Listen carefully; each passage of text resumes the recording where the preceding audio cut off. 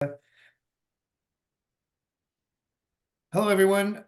Welcome to our January 2024 SAL Structured Conversation. Thanks for being here. My name is John Sayre. I'm the Associate Director of Academic Advising at the College of Charleston, and I'm a member of the SAL Professional Learning and Development Committee. On behalf of the committee, I'd like to thank you for participating in today's structured conversation.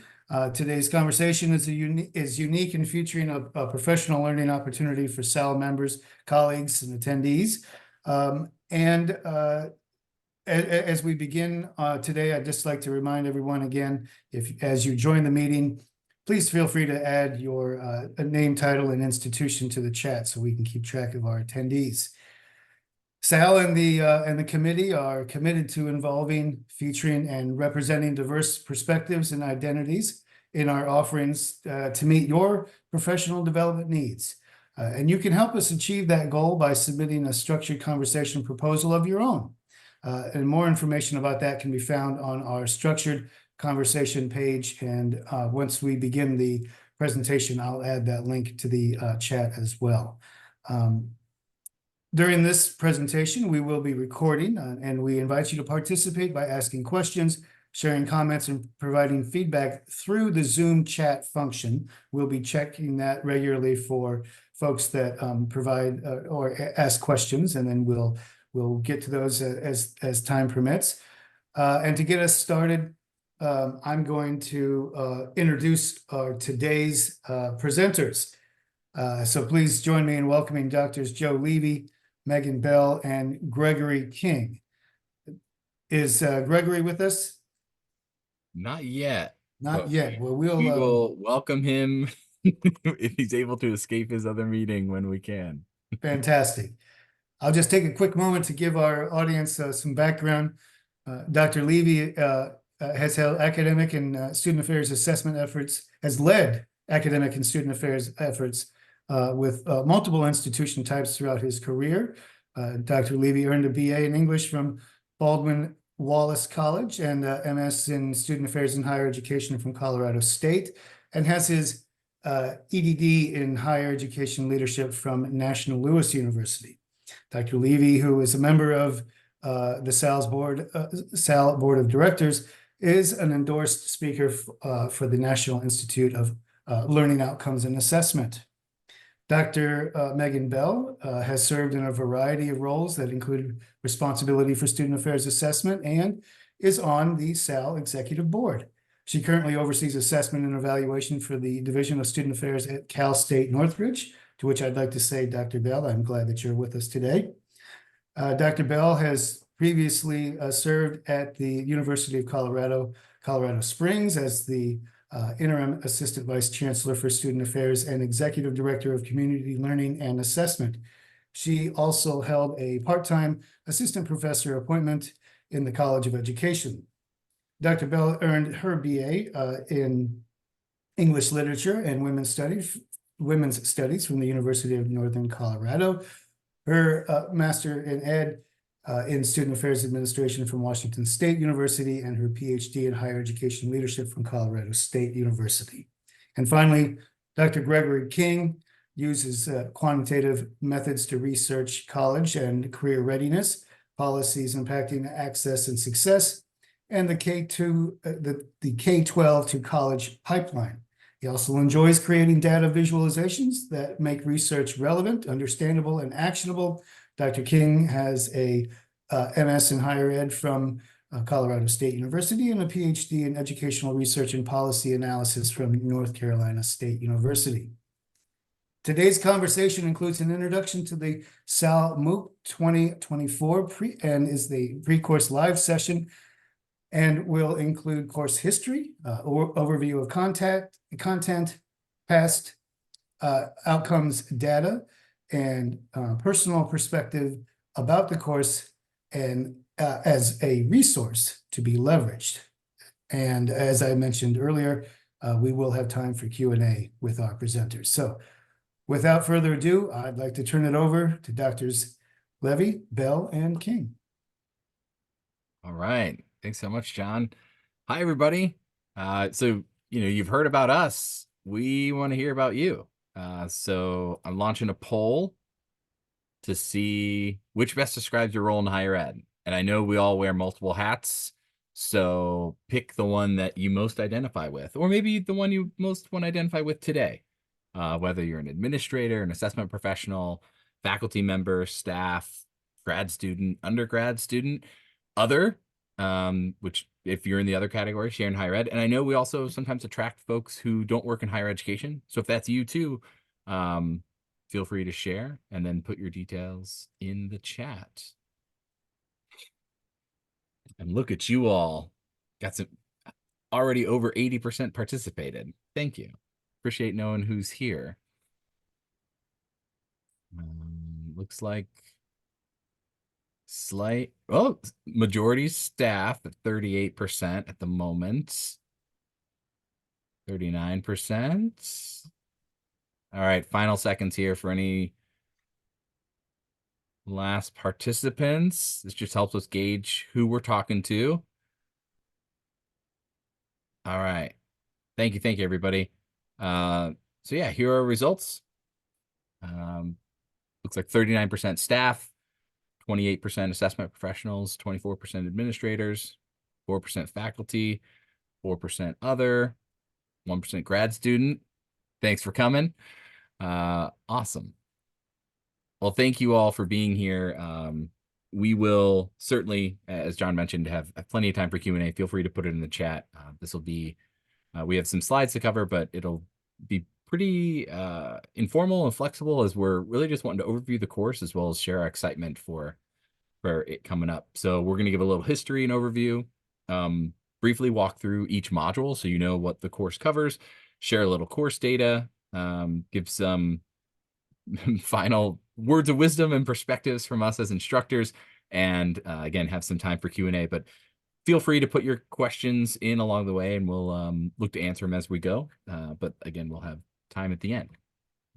So I'll start with the history part, get that out of the way.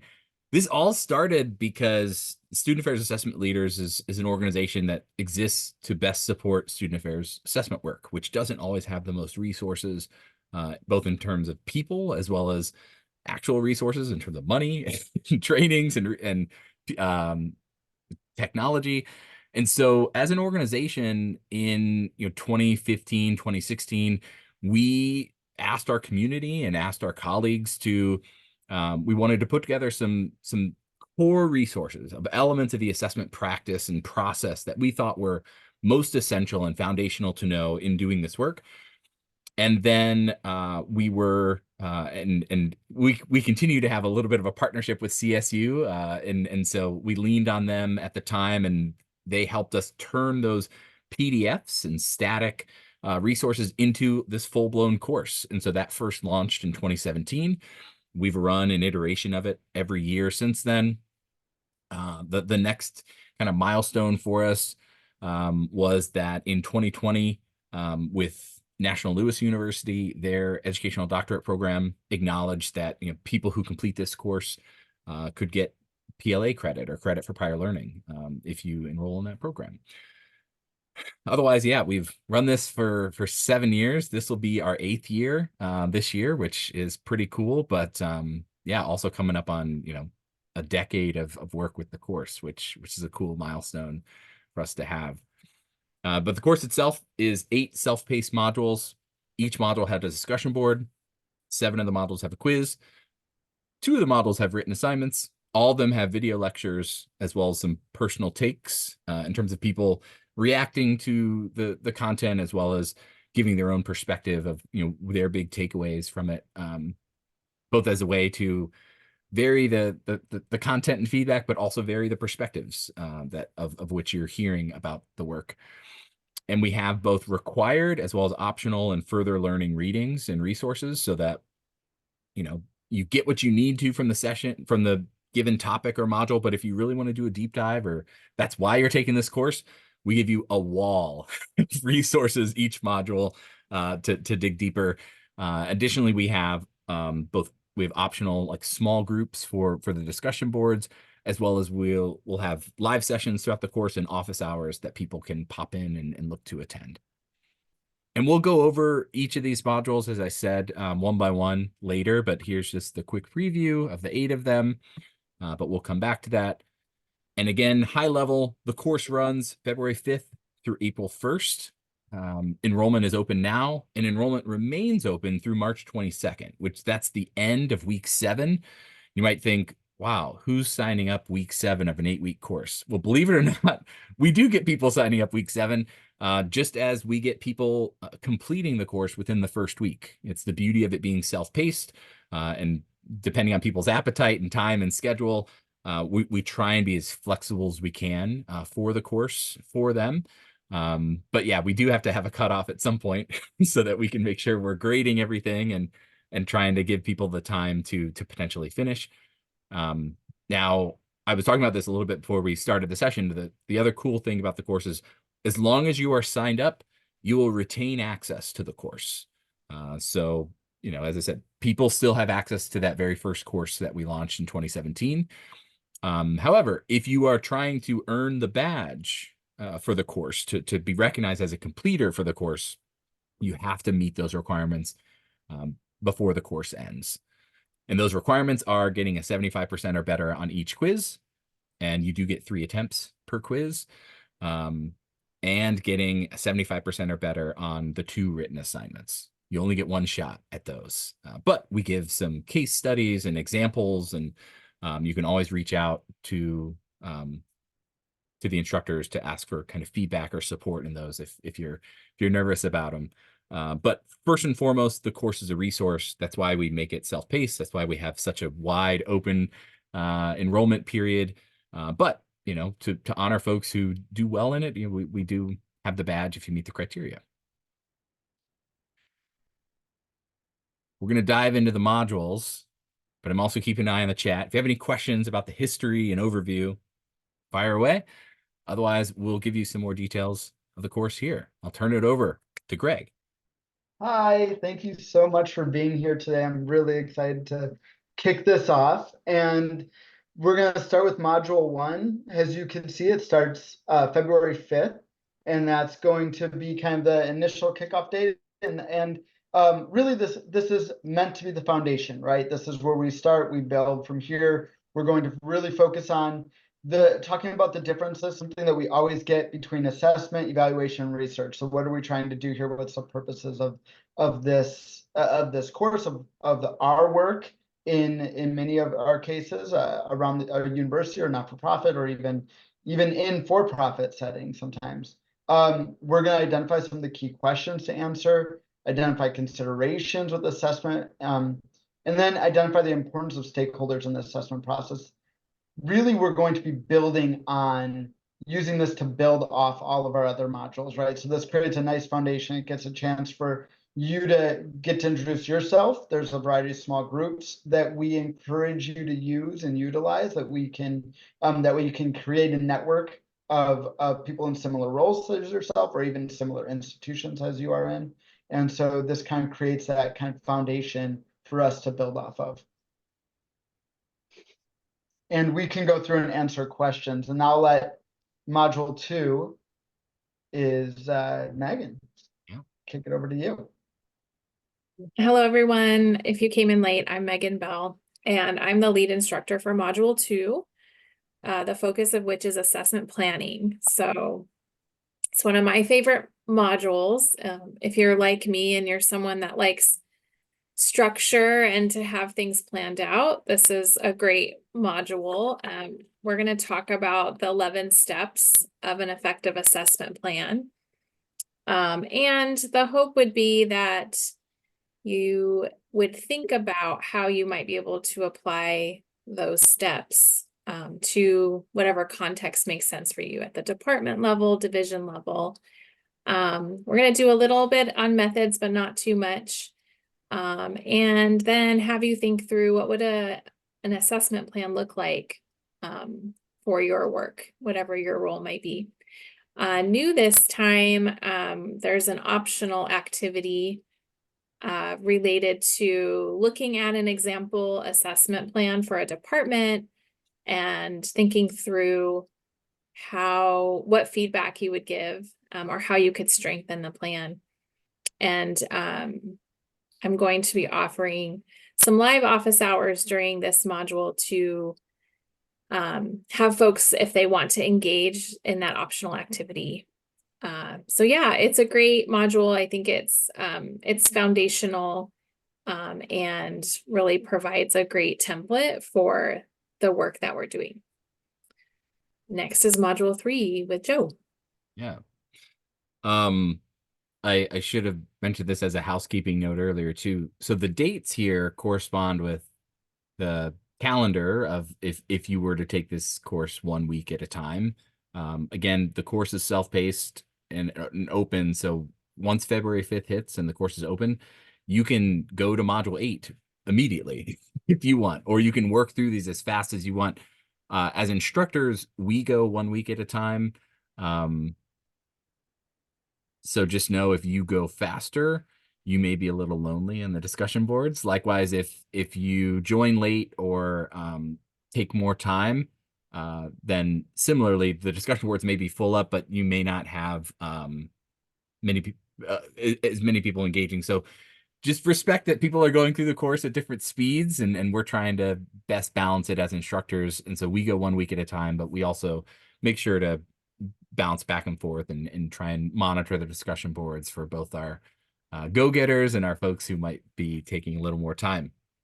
But module 3 is all about approaching the work from a consultant view. And so not just what is assessment and how to do it, but how can we give feedback to our colleagues? Or if we're charged with leading this work, how do we give feedback from a perspective of leading the work? And so this gets into looking at learning outcomes, also considerations for methods, things that both are good for you to think through if you're picking the method, but also considerations to present to others who maybe are working on something and want your feedback, or they need to present it to you in order to execute on it.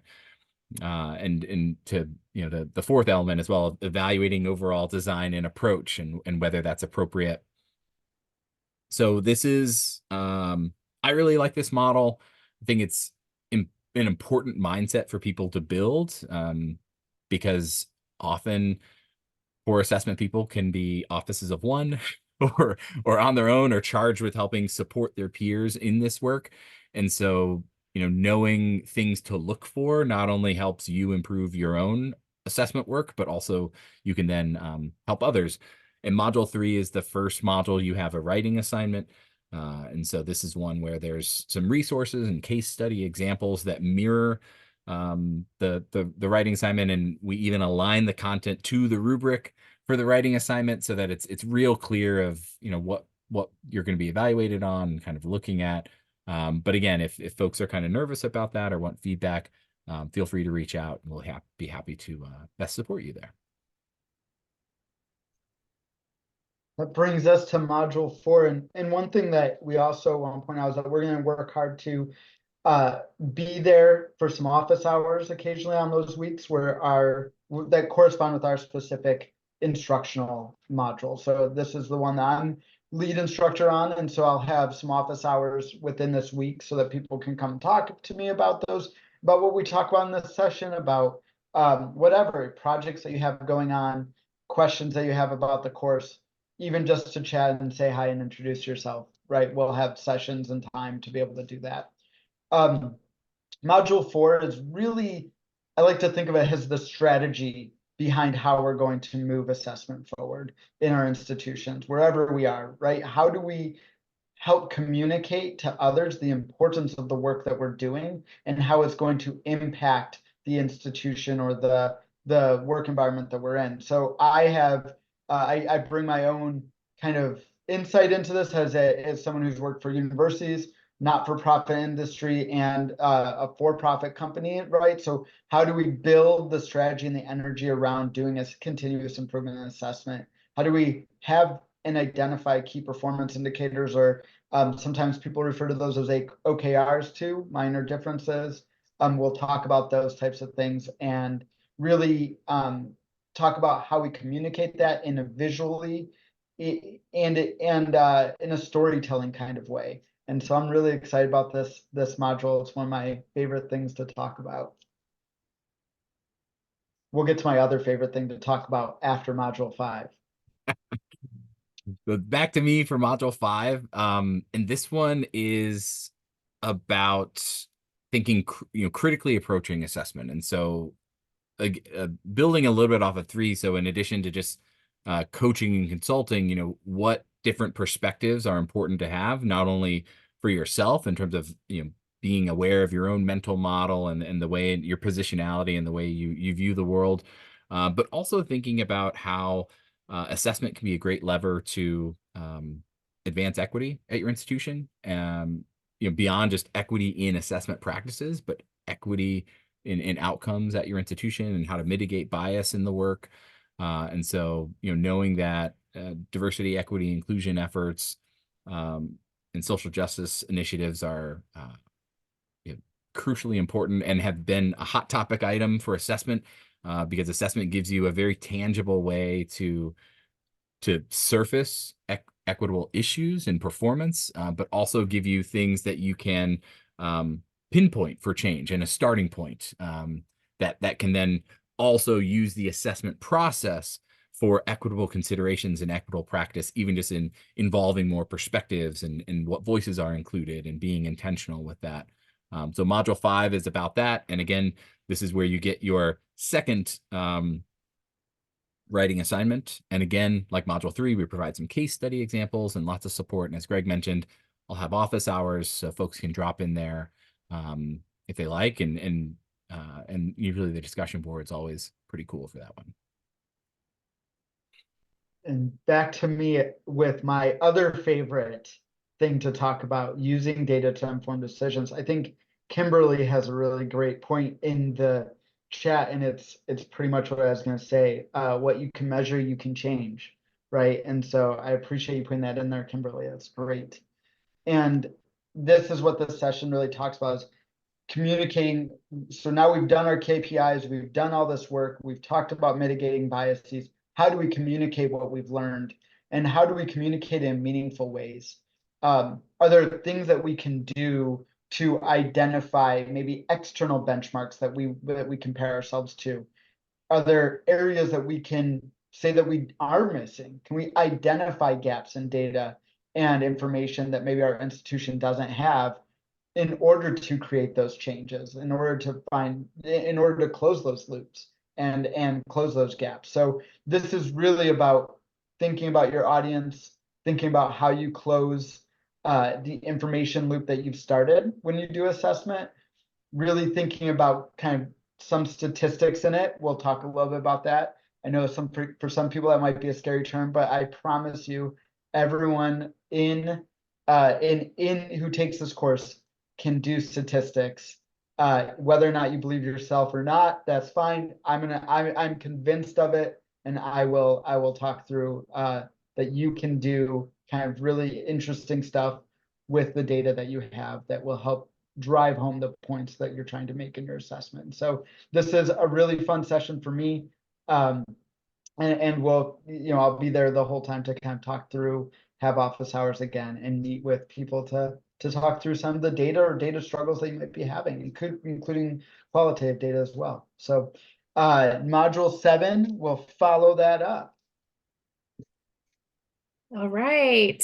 Module 7 is going to be focused on a culture of assessment, or sometimes you'll hear folks in the field say a culture of evidence or a culture of inquiry. And by the time we get here, we'll be in March if you're doing the week by week plan.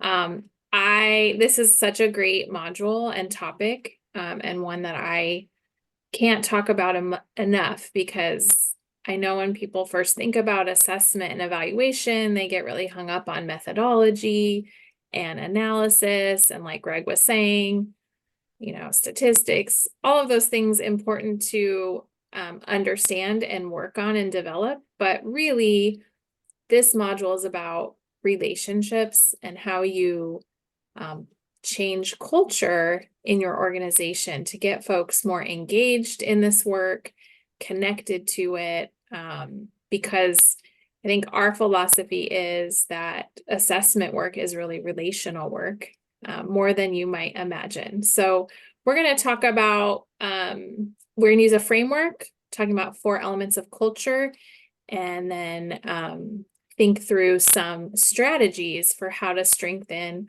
or change a culture to get people more motivated to engage in this work. It's usually kind of a hot topic because many of us sometimes, are doing this as departments of one, or maybe you're the only one in our area charged with doing this work, but we know that we really need more folks, all of us as student affairs professionals, bought in and engaged in assessment and data for our campuses to change and to better serve our students.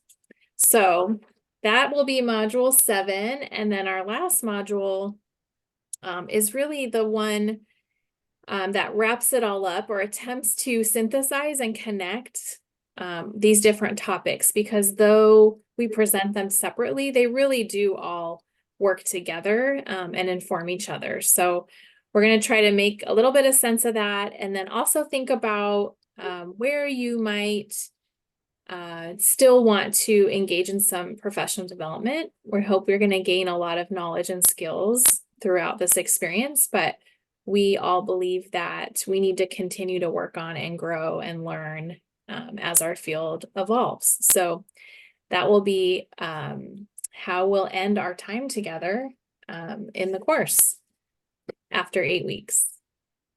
I think turning it back over to, who does it go to, Joe? Goes to me, but I didn't know All right. if Greg wants to talk about the comment there from Zabrian. I'm reading it right now. One thing I would say as you're reading it is a challenge we face with this course is that it attracts people for a lot of different reasons. It attracts beginners to assessment. It attracts seasoned assessment people. It attracts people who maybe don't care about assessment but want to know more about student affairs, or that they're coming here for one specific topic. And so we try our best to balance the content throughout the modules to be a good introduction and enough essential information to know what's expected, and then provide a lot of additional resources if that's your jam, and if that's maybe that module is why you came here. I will say though, like module 6 in particular is one that we get a lot of mixed feedback on, because to Greg's point, we'll have some people say like, oh my gosh, I was so intimidated and worried about it. And then we'll have other people say like, you didn't nearly go deep enough. You could have talked about this and talked about that. And so it's a balance, and we try and walk and try and tweak each iteration.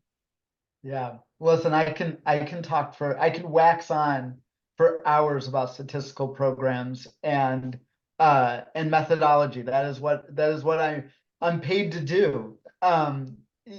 So the module 6, we won't go into specifics because I think it's personal taste. But that's what that office hours is for too, is if you want to come and say, hey, I'm interested in these different software, I'm interested in doing this, what is the best tool for that job? That's where we can talk about things, because that's really what we're getting at. Statistical software is a tool. And if you have a specific job you're trying to do, you don't necessarily always need a hammer. You might just need a screwdriver, right? So that's really the question that we want to get at when we think about data, is thinking about how the program or software we're using addresses the tool that the problem that we're trying to solve.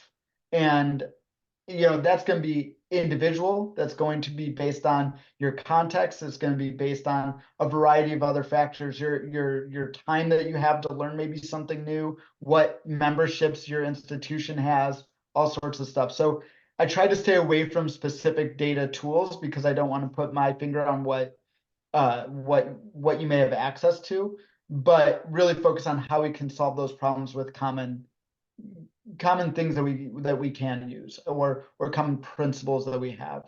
And so we will talk about this already. I see the chat going on, and we're like, we'll talk about this and have lots of rich conversation around it. It's something that we think about, and Joe and Megan and I have talked about, like, in the future, do we do like a kind of outflow of like a data analysis type program where we can have a few modules that are just on data analyses, qualitative and quantitative, but things to think about in the future. I really love that this started this discussion, so it's And making I me would just happy. add, having worked in the ed tech space, that even if you have the tool, you first need to know what it's for and what you're trying to do, because implementation is crucial, and a lot of tools in a lot of ways can share a lot of features. And so you first really need to know what you're trying to do and accomplish in order to then even best determine what tool to use. And sometimes too, I think, some institutions, you have limits on resources, so you only have access to a tool or freeware, and what does that look like? So yeah, I think it's a great topic for us to get into in the course. But we try and stay technology agnostic, because we also don't want to talk about one thing in particular, and people are like, oh, I don't use that, I have this, and how can you help me? It's a good And question. those get bought out so often, right? Yeah. Like Anthology is always working on new product development. Same with Watermark, like they're always working on something different. So if we mention those today, that feature might be gone when you re-access this course in 6 months, right? Like, that's the hard part about ed tech space and these tools, is they're always changing, they're always updating, there's always something new out there, but the principles of what those tools are used for don't really change, right? Like, we're still working with data, we're still working with student information, we still have problems that we're trying to solve. And so if we really get to the what are we trying to solve, we can find the right tools to match that. So speaking of data, want to be Yes. good stewards of past data here. The course has high completion rates, for folks who haven't been following along. And we've also had historically really high positive feedback from students about the materials being beneficial, the activities having a positive impact, as well as the overall quality of the course. High achievements on the grades here overall. Note this scale. The lowest score is at 93% on average for the quiz grade. So our students are performing well. Likewise, when you look at the written assignments, these are across the dimensions. Students are doing pretty well overall. The one that they struggle the worst on is the references thing. And so I've tried to address that, and I say, like, you don't have to go full APA, but at least say like where you're getting your information, right? Like, I appreciated this in the module, or I saw this in this reading, or at our institution we blah blah blah. And so but that's one that folks sometimes forget. But otherwise, as you see across the other dimensions, for both of the assignments, pretty solid responses for students, which is great. And hopefully that also is comforting for people who maybe feel intimidated about the written assignments, that you only get one submission, and hope to do well. But by and large, folks do well. And we give plenty of resources to help you out there. All right. Going to turn it over to Megan to give some instructor perspective on approaching the course. Sure. So Joe shared just the very high level data from the past 7 years. We want you to know that we do look at the feedback that we get every year, and as instructors try to model what we teach and make enhancements and adjustments. With over 1,000 people enrolled, sometimes that feedback is conflicting, but we do our best to continue to enhance, update. The field has been evolving, so we adjust and add resources each year as we find them, things that we find useful, or examples from different universities. that we encounter. So try to be very thoughtful about, even though the topics have stayed the same from year to year for the most part, we try to continue to refine and sometimes try new things. So Joe, can you go to the next slide? Yep. Yeah. So like I just mentioned, refreshing the resources, we do look at the quiz grades and take a look to see if there are questions that we didn't hit as instructors well enough for folks. We update the videos, not every year, but as we need to. This year, we've decided the discussion boards, we're going to break those down into having you all choose the functional area that you most want to engage with others in. So as you imagine, a discussion board with hundreds of people can be a little overwhelming. So we thought it might be most effective if you can choose the area of the university that you are working in and engage with people. You know, if you're in res life, or if you're thinking a lot about student life assessment, or if you are in institutional research or academic affairs, if you work outside of higher ed. So we're trying to make some smaller communities within this large MOOC for people to engage and find out, you know, what folks are doing that are close to your interests and the field that you're working in. We've already referred to the live office hour session. Those are optional. But every year feedback is we want to engage with you all more. So we try to provide those spaces for people to drop in as they want to, but you don't have to. We also try to be very responsive if you message us through Canvas or email us. If you have questions, we want to be very available. And you'll see us in the discussion boards responding and engaging as well. The assignments, mostly Joe, but try to help out with actually grading them and giving people feedback so that it's a learning opportunity for you all as well.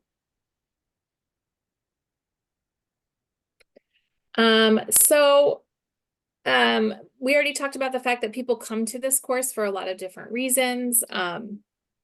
In terms of you as an individual and professional, assessment and evaluation is one of our student affairs competencies that we should all be learning about. So whether you're brand new to this work and you just want to learn more about it, or you've been doing it for a while, we're hoping that you'll find something to either refresh your skills or enhance your skills. It's great to have access to the course once it's finished, because you'll maybe a year from now think, oh my gosh, I remember Greg was talking about this data analysis thing, and you can go back in and log in and look at all the list of resources, all the lists of readings. You'll have those forever. So I know when I took the course for the first time, the first year it was offered, I was just starting to get into doing assessment for our division, and I have referred to those resources so often to assist me in my work or to help out colleagues as they bring up different things. You'll also get to meet a lot of different people and engage with them across the country. We've even have folks outside of the country sometimes. So it's really can be whatever you want to get out of it, however much you are able to and want to engage. It's a great experience, I think. And then if you're here, I noticed quite a few folks from Colorado. Yay, shout out to Colorado. That's where I'm from originally. But if you're here with a group from your campus, this is a great thing to do as a team, to build some shared language, to get you all thinking about how you would utilize the concepts on your campus. Again, when I first took it, I did it with a group on my campus, and we were just starting to think about assessment as a formal initiative in our division. It was new to us, so it really gave us a way to move forward and advance that work together. So I would highly encourage that. And also we frame this under the umbrella of student affairs assessment, and that's really most of the context is that we provide through the course is through student affairs, but we invite folks from all across campus. We've had faculty, IR folks, academic affairs professionals. Whoever wants to be here, we welcome them. So please share it widely. It's definitely not too late to sign up. If you think there's some colleagues that would benefit from this experience, we invite you to pass it on and ask them to sign up. All right. So just as we look to wrap up and start fielding questions, as some are popping in there, go ahead. Oh, I was just gonna say, if you want to visit the SAL web pages and the studentaffairs.assessment.org, you can, and that's another, kind of information hub for us to use. And then do we want to, I think we have the dates and everything in the next slide. So these are the dates. Registration, as Joe mentioned, is open till March 22nd. You can go to that link to register. And lastly, I think we want to thank our partners, Modern Campus. Yeah. Engagement involved. Yeah, we're real excited. Modern Campus was a sponsor with us last year, so excited to have them partnering with us again this year. And one of the things we'll be doing is we have 2 webinars that we're going to be doing with them. And so we'll be promoting those both over the SAL listserv, but also within the course as part of announcements. So people are aware of those and can look to attend them. Very, very excited about that. Yeah. Very good. Doctors, thank you for your presentation. This is there's a lot to be excited about here, and hopefully we're driving people to enroll, spread the word, open it up to the participants. I'd like to begin perhaps by asking just Dr. Bell just to a little clarification.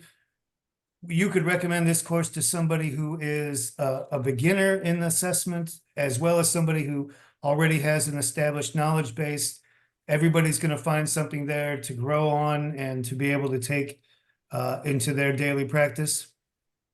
Yes, definitely. We've had folks actually take this course more than once. And I know, I mean, my role is full-time assessment for our division.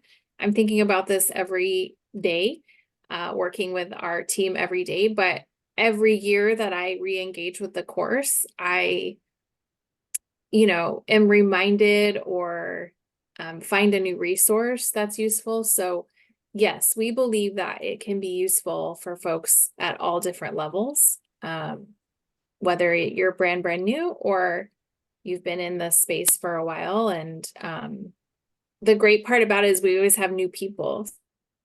The discussion boards are so interesting to hear. I get lots of ideas as we go through and read the discussion boards of what people are doing. We intend it to be very practical. We want it to be applicable. There are some, theoretical kinds of things, but perhaps maybe unlike some of your classes in your graduate program or undergraduate program, we want it to be something that you can is very useful. So there are lots of ideas that are generated as people are willing to share what they're doing or what challenges they're facing, and then people respond with ideas. It's pretty cool. So I would recommend it to really anyone who wants to just keep assessment, front and center in their work. Very good. Thank you. Thank you, Doctor. Christy Ewing asked a very pertinent question about the time commitment, asking how much time a week participants could expect to spend on the course.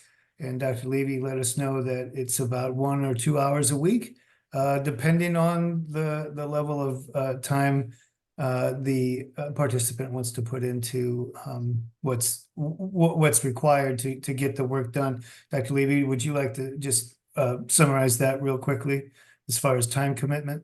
Yeah, so it goes back to the comment I'd made when we were talking about potential getting into different analyses, tools, and resources. Is we designed the course in each of these modules to, whether it's something you want to deep dive in or not, that the core required content of the videos, the readings, and the discussion board and quizzes, that it'd be 1 to 2 hours of your time. But naturally, if it's confusing for you, like you may be spending more time or digging into the further learning to supplement your knowledge, or likewise, if it's something you really want to dig into, you might be spending more time there as well. But what we've seen the past several years is that participants and course completers, we ask them on the front end, like how much time they anticipate to spend, and on the back end, how much time they actually did spend. And on the back end, it bears out that folks spend, the majority of folks spend 2 hours or less per week on the course, which is great because that's what we intended it to be. But obviously, you know, people can spend more or less time, and we just hope that with it being open, that that folks can engage when possible, because you might not be able to maintain like a solid block on your calendar over these next 8 weeks to dedicate to the course. And so we want it to be something that you can pop in and out of as you have the time and ability to. And also, while we love our completion rates, you know, I'm the first to tell everybody, just sign up, you know, just get access to the course and the materials, because it's first and foremost a resource. So even if the next 8 weeks are terrible for you professionally and you don't have time to engage in this course, that's fine, because while you may not be able to get the badge, you can still you know, get the materials, which is where the real which is the real resource and the real value of the content being there. So yeah. And Vi Vanoy in the chat, she was speaking to when the materials were available. Dr. Bell, could you summarize your response there to Vi? Oh, yes. I believe she's asking if how and when you all could view the times for the live sessions, the live office hours. And as soon as the course opens up, you'll have access to all of the modules. And I believe that we have them all listed on one of the pages. Is it the live repository page? Joe? Yeah, we can Yeah. make sure they're kind of centralized in there. Yeah, and then they'll be in the reminders each week, but if you want to, sounds like you are wanting to plan ahead. So you can see them all on that page. And then we'll have a similar live session at the end with the 3 of us to close out and get some feedback from you all and just hear about what we've learned throughout the course. So that'll be towards the end of March, and also listed in the on that page where all of the live sessions are listed. Yes, the discussion board, I'm just looking at the chat. The discussion board they're in Canvas. There's one for each module. So you'll see them as you go in. I will say, somebody was talking about notifications earlier. You may want to go in, if you're not super familiar with Canvas, there's some default settings, but you can go into your profile and adjust your notification settings. I will admit that one downside of Canvas, it's good for a lot of the things we do. The discussion boards are a little bit challenging. You don't really get notifications as if you might want them in some other platforms. So you do kind of have to go in there continually to see if like someone's responded to you, and kind of get reacquainted where the threads have gone. So that's kind of our only, if you're not familiar with Canvas, I would love for them to work on kind of re-envisioning the discussion board platform, but but it is what it is. So just know that while a lot of the settings are the notification settings you can customize, the discussion board ones are kind of, it is what it is. Just make sure you're going back and checking to see if anybody's replied to you. Yeah. But we're Great. hoping to, with those smaller groups, that helps as well, because it's Yeah. one thing when you get a notification that someone's added to a discussion that has 1,500 people on it versus if you're in a group of, say, 40 or 50 people, it's easier to navigate through those pages and see who responded to you. But yeah, to Megan's point, unfortunately, Canvas isn't the best at the clarity of the notifications, right? It's almost basically you're getting notified that somebody somewhere added something to a chat as opposed to directly responding like to one of your posts. But we're in there. I mean, we're in there responding like to everybody. So we encourage you to read everyone's posts too. But yeah, that's a thing that we wish Canvas would be a little better about, but we hope the smaller groups will just make it a little easier to navigate. Great. We had one comment question, just a quick summary. To Dr. Levy's point, it is needed that each individual participant sign up individually, forgive me, to ensure they are accredited with their performance in the class and have that opportunity to earn that badge. Yeah, I mean, we have had people before like log in and like the registered name is like, I don't know, the name of the school, which if that's what you want to do, fine. But then like, yeah, if that entity earns the badge, then it's a badge sort of made out in that name, not to the individuals who might have contributed to it. Plus two, then, that's only one, unless you all are like sharing that login, then it's only kind of one person accessing it. And you lose nothing by signing up other than you're creating a login. But it's, everything's free in Canvas network and the course itself. So I always tell people just go ahead and sign up for the individual communication and contributions and access to the resources. Wonderful. With just a few minutes left, are there any last questions for our presenters today from the audience? Doesn't appear any last minute questions coming in, so we'll go ahead. I'll just want to make sure I give a chance. Are there any closing comments from our presenters? Great.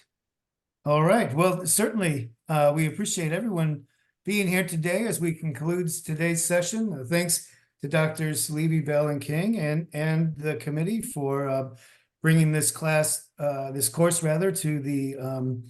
the conversation so that we can encourage participation and let our assessment community know of this wonderful opportunity for growth and knowledge gain.